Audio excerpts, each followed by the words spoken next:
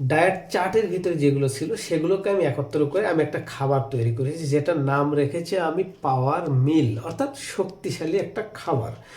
তো সকালবেলা যেখানে আগে আমি ভাত রুটি বা অন্য কিছু খেতাম, তো তার পরিবর্তে আমি সকালে এটা খেয়ে থাকি পরিমাণ মতো, যেটা ডায়েট চার্টে দেওয়া আছে ওই পরিমাণ মতো, এবং রাতের বেলাও সেটা খেয়ে থাকি। অর্থাৎ এটা আমার দিনের 2 বারের খাবারের কাজ করছে, এবং দুপুরবেলা স্বাভাবিক যেটা খাবার ওটাই খেয়ে থাকি।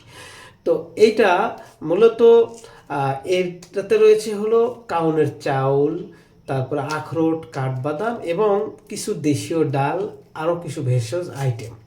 তো এইটা রান্না করা এবং খাওয়া খুবই সহজ, ভাত রান্না করার চেয়েও অনেক বেশি সহজ।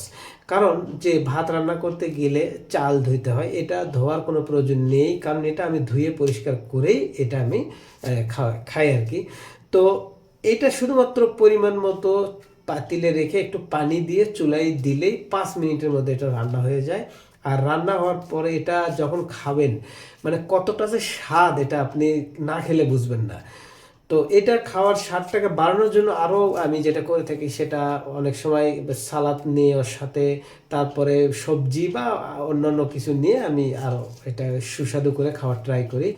তো এটা সতর্কতা হলো যে যারা টাইপ 1 ডায়াবেটিসে আছেন তাদের এটা কাজ নাও করতে পারে।